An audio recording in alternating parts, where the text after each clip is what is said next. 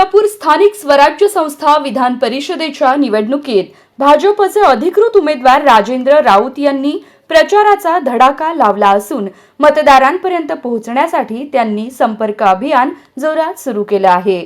त्याचाच भाग म्हणून आज राऊत यांनी सोलापूर शहरातील प्रमुख नेत्यांच्या भेटी घेतल्या। राऊत यांनी सर्वप्रथम सोलापूर महानगरपालिकेचे महापौर विनायक कोंड्याल यांच्या महापौर निवासस्थानी सदिच्छा भेट घेतली। यावेळी रोहिणी तडवळकर, सभागृह नेते नरेंद्र काळे, नगरसेवक प्रथमेश कोठे, विजय राऊत यांच्यासह अनेक मान्यवर उपस्थित होते। स्थानिक स्वराज्य संस्था निवडणुकीच्या पार्श्वभूमीवर या भेटीला विशेष महत्त्व प्राप्त झालं आहे।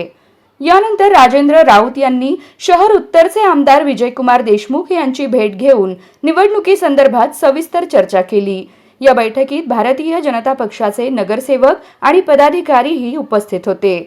निवडणुकीची रणधुमाळी सुरू असताना राजेंद्र राऊत यांनी प्रचारात आघाडी घेतल्याचं चित्र दिसत आहे। विविध भागात बैठका, भेटीगाठी आणि मतदारांशी संवाद यावर त्यांचा भर आहे। दुसरीकडे अपक्ष उमेदवार वसंत देशमुख हे व्यक्तिगत भेटींमधून मतदारांशी संपर्क साधत असल्याचं दिसून येत आहे। त्यामुळे निवडणुकीतील चुरस दिवसेंदिवस वाढत आहे।